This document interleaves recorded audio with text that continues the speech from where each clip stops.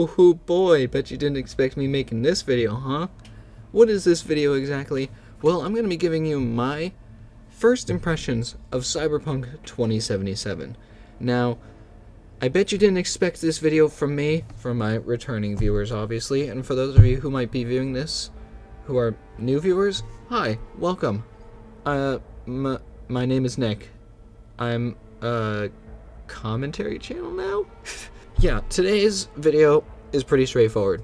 I'm going to be giving you my full first impressions of Cyberpunk 2077. And why have I not made this video earlier, and why have I not played the game earlier? Well, it's because I've been debating about buying this game ever since I got this machine up and running. Because ever since I got my graphics card, I've always wanted to push this computer to the max. And that means modern games. And the most modern, best looking game I have is probably Bigfoot. And even that is not as impressive as Cyberpunk 2077. And probably the one game that I would say is the most graphically intensive that I play on this game is GTA 5. And if you look at it, GTA 5 is a fucking old-ass game. And not gonna lie, it's starting to show its age. And I figured when I bought the components for this computer, I wanted to push this thing to the max with a brand spanking new game that looks fucking amazing. And well, the first thing that came to mind was Cyberpunk 2077. Because, well, it released last year back in 2020, but was revealed at E3 2018. And everybody knows Cyberpunk 2077 was an absolute hot dumpster fire of a release. Bugs, glitches, graphical problems, including unplayable on the PS4 and base Xbox One. But me, I'm not a console person. I'm clearly a PC person. No, I'm a Mac person. Yeah, I'm a Mac guy. This is a Mac. I'm running Mac OS. I play Cyberpunk 2077 on a Mac. Deal with it. Regardless of what you play Cyberpunk 2077 on, the game, when it first launched, was an absolute dumpster fire of release. It was the worst release of a video game I had ever seen. It was worse than No Man's Sky when that shit came out. Cyberpunk 2077 was off to a pretty rocky start, but it's been a while since the release of the game. And well, there's been a few patches that have been released. And well, right now we're sitting on patch 1.23. And well, I figured the game's been patched. It also went on sale because as of recording this, it's October 30th, 2021. And by the time you see this, the sale will be over. And I'm doing this because you'll find out later in the video. But basically, the game was on The game was on sale. I figured I might as well buy it just to try it out. It's $40. And quite honestly, the game is worth $20 with the state it's in, but still. So I bought it, and I've been playing it for the past 7.5 hours. Or that's how much time I've played it for thus far. And well, I am going into this with fresh gameplay. I have no prior gameplay experience with this game. I have not watched any playthrough of it. I've only seen review videos of how absolutely horrendous of a release this game was, but I actually have had no real life game experience with this game. And people say it's great and the storytelling is great, and I was like, I went into this game with a fresh, clean slate, ready for what this game had to throw at me. And well, what I think right now, big picture, this game is really fucking fun. I love it so far. It's a great game. It's really fun. However, there are some prominent bugs and graphical issues that do occur while playing this game, even on PC, and I have top-of-the-line hardware. I'll get into that later. But basically, what does it mean right now? Well, what is the state of the game right now? The game is playable, even with these bugs and glitches, but these bugs and glitches are not terrible that it will prevent you from even playing the game. Whereas, like, let's say, day one on the PS4, graphical performance was absolutely shit. It was bad. Which, to the point where you got maximum of 15 frames a second, which that's a whole rabbit hole I'm not gonna go down. But basically, the game in its current state right now is playable. And that's what my takeaway is right now, and that's good. So now, I'm gonna break down the individual portions of I'm gonna break down what this game is by section. So we're first going to get off with the storyline here. The story thus far, from what I've run into, is phenomenal. I love the storyline this far. The story progression is great. I feel like it's correctly timed. The character development is pretty good. The character dialogue is even better. When I look at the characters and what their dialogue is, I can see those characters having those voices. And when you have a feeling like that, then you know that the voice dialogue was evenly matched. And this, I have to give applause to CD Projekt Red for choosing great voice actors for the characters, because it's absolutely great. As well as in terms of actual story, I love the fact that you can choose like different dialogues for when you're talking during the story, when you're like interacting with people and talking to them, you can choose different things to say. And I absolutely love that because it reminds me of the game Until Dawn. And for those of you who don't know, Until Dawn was basically a butterfly effect game. Whatever you said or did had like implications of what happened later in the game. But this game, it doesn't really have implications of what happens later. Your dialogue is different with whatever you choose, and that I absolutely love. It adds a bit more personality to the game rather than like something like GTA 5, where you just have specific cutscenes with specific things that people say, and that's it. I love this with the fact that you can personalize it. And during my journey thus far, I've kind of gone down the path of what I would choose just based on my own personality. I've chosen dialogue that matches my own personality, and the results are great. They're kind of what I expect. And I really like it. It's a great element to the game that I absolutely love. And the story itself is really intriguing and hooks you in. And I love the ability that when you start a new game, you can choose 3 different options. You can choose to be a nomad, you can choose to be a street kid, which is what I started thus far, and I'm absolutely loving it thus far. And you can choose to be a corporate, or whatever the fuck the campaign is. But basically you can choose from 3 different scenarios when you start off the bat, which that I absolutely love, because it offers 3 different stories and 3 different ways of how you can go about doing it, which adds more gameplay to the game than what is currently available, which is even better. That's what I would have to say for storyline. Now in terms of gameplay, the game is ridiculously fun thus far. The missions are a blast, and they have fun objectives. However, some of them can be kind of hard, and they do take a couple tries to actually do it. But once I got the hang of actually once I got the hang of combat and actually learning how to fucking play the game, it was a lot of fun. I really enjoy it. I absolutely love the free roam aspect of it because it's kind of like GTA 5. Well, no, it basically is like GTA 5 in the fact that after you complete a mission, you can just kind of do your own thing and explore the map. You can explore different areas, you can do different things, and it's great. I love it. It adds a really fun aspect to the game that really makes it overall better. However, the action-packed scenes are really immersive and they're tense. Like, specifically talking here, let's talk about stealth. Stealth missions, when you're trying to be quiet and like trying to sneak around like a ninja, my heart is racing. And just to let you know, no other game has ever done that to me. No other game has made the experience feel that real before. The even crazier thing about this game is that it's had an effect on me.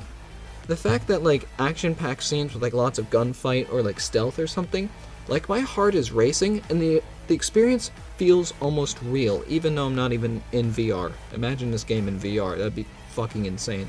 But still, this game is immersive as shit and I love it. No other game has made my heart pound like this game has. It's just incredible what this game has done and what it has achieved thus far. However, stealth missions are incredibly tense to the point where it feels real. Combat scenes are evenly balanced, and I'm playing it in easy mode because I'm just a simple boy here. I'm not that much of a first-person shooter gamer, alright? And combat training is actually really, really useful for a new user. The trials that they put you through to make you learn what to do, it works. I know what to do when the missions come about, whereas something like GTA 5, you're kind of thrown in with the first mission and it's kind of just like, here's a gun, you know what to do, even though you don't really know what to do. And even in GTA 5, all you really need to know is how to navigate, crouch, and shoot, and that's it. This is a lot more intricate, and the actual training aspect is really helpful since it gives a new user how to play the game and how to do it right, so that when they're thrown into the game, they're not like, I don't know what I'm doing. Now, in terms of gunplay, it could be dramatically improved. Now, aim with right click with weapons such as like the pistol or something are laughably bad. Quite literally to the point where when you're aiming with a pistol, I can't see shit because the top of the gun is covering where I'm shooting, and the crosshair that you use to know where you're shooting disappears or gets covered by the weapon you're using. And the whole purpose of aim is to get a better aim so you can shoot your target. And in terms of, I mean, I've only used a pistol thus far, but pistol aiming, absolutely atrociously bad. GTA 5's aiming system is superior to this in every single way, shape, and form. GTA 5 has perfected this, and I wish CD Projekt Red could have, I wish they could have collaborated with Rockstar Games on this, because that would make the combat system for gunplay a lot better in this game. In terms of gunplay, I'm just dealing with it at this point, but it could be better, just to put that out there. And obviously, in terms of gameplay, there are obvious bugs and glitches here. Now, I do have a few counts in which I've encountered some of these bugs and glitches. One of them was the shaders didn't load. I didn't get that on camera, but basically, it was cutting from one scene to another. The shaders didn't load, none of the character animations didn't work, and half of the character models were glitched.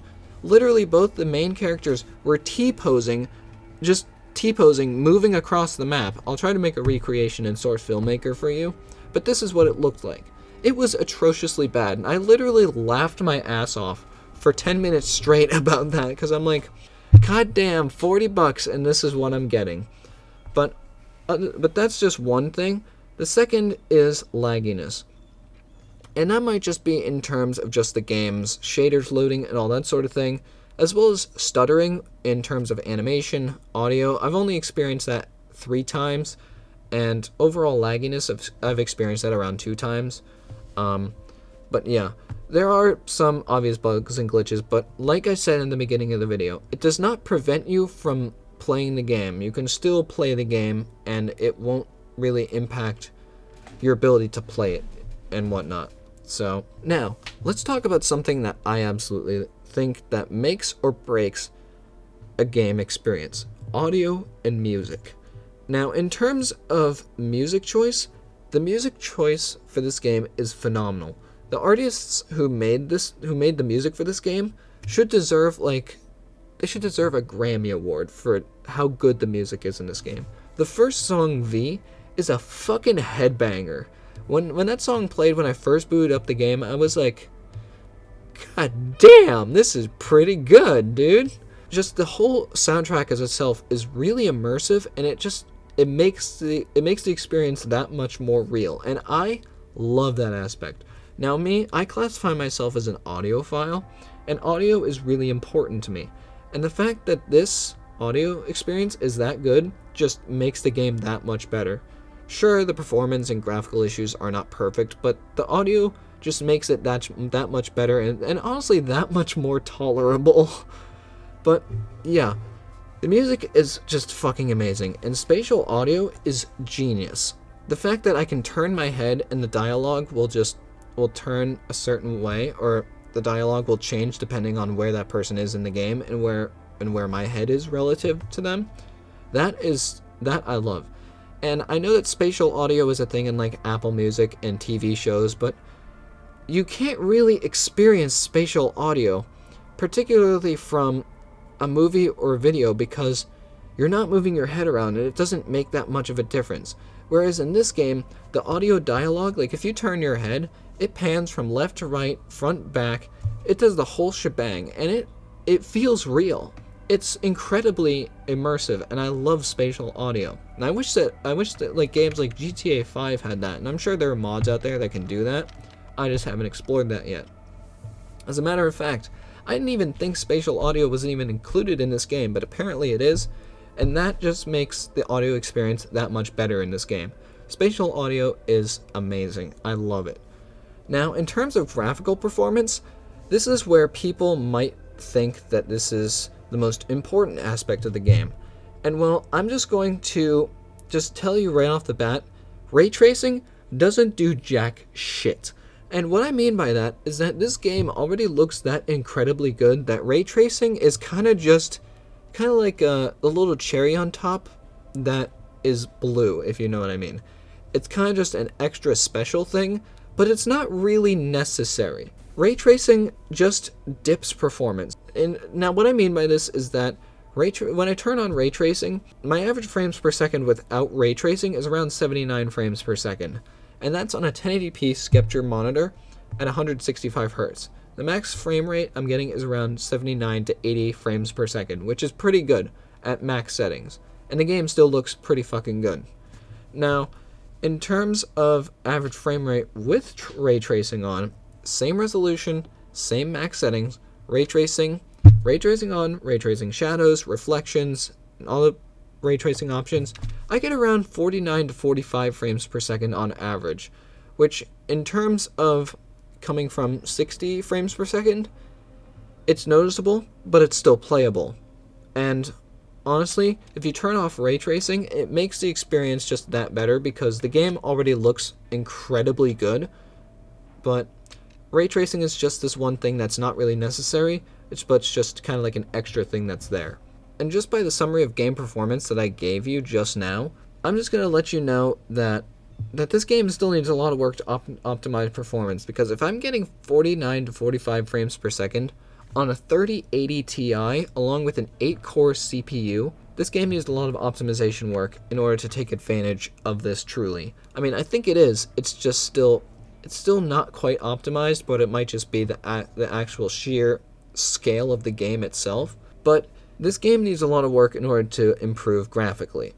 But you know, I'm just going to let you guys know how to set up a game using the same configuration as me. And now my configuration is an 8-core 10th gen Intel Core i7, 32 gigs of RAM, and an EVGA RTX 3080 Ti. And I have a Spatial 1080p 165 Hz monitor. Now the actual game setup I have is everything at ultra with ray tracing turned off and DDLS set to ultra performance. That's what's giving me an average of 79 frames per second. And recording the game, I get 60 frames a second, no problem whatsoever. So that is what makes the game actually playable, and mind you, this is 1080p. 4K I haven't tried yet. I will eventually, but I don't have a 4K monitor. But this game, it's playable, and it's fun. Now, what are the things that you should do to actually improve performance? Is number one, turn ray tracing the fuck off, because it does absolutely nothing. It only tanks your performance, and it just makes everything not so fun, because it just tanks performance. Number two is to reduce the population to low or medium, because the jump from medium to high in terms of population is a night and day difference. When I turned that shit to medium, there were like no NPCs, no cars on the road, nothing. And when you turn off reduced population, my frame rate jumped from 79 to around 111. And that's a big difference, or it seems like a big difference. And also, one thing to do to improve performance is set DDLS to ultra performance, since that optimizes everything to be ultra performance based. And those are the things that I will tell you to do to increase performance. Everything else, depending on your graphics card, you can configure that yourself. So, what are the key takeaways from this video here? Well, I'm having a great time with the game so far, and I'm enjoying every single experience that it's throwing at me. I think it's a lot of fun, I think it's really immersive, and I think CD Projekt Red has done a really good job with the game overall. However, does that mean that you should buy it yet? No, you shouldn't, because, well, with the game in its current state, there are obviously still bugs, there's still glitches, performance issues, and everything like that. Even with the latest patch, I still would say, just don't buy it yet until release 2.0, or maybe even 1 year or 2 years down the line from now. I would then recommend buying it, because at that point the game will be a lot more polished than it is now, and I would just recommend buying it then, because, well, in its current state, if you're someone who's really, really nitpicky about bugs and glitches, then this game is just, it's not there yet. There's still too many bugs and glitches for those people who care about that kind of stuff. But if you're just really excited to play this game just for the actual immersive experience, then by all means, go ahead and buy the game. It's a shit ton of fun, I'm enjoying playing it, and I'm sure you guys will too. Anyway, that's it for me, guys. Really hope you enjoyed this video. Go ahead and subscribe to me down below. You don't have to. I don't really care. And you can leave a comment telling me what your thoughts are on Cyberpunk 2077. And yeah, leave a like, dislike if you dislike, and I will see you all in the next video. Bye-bye!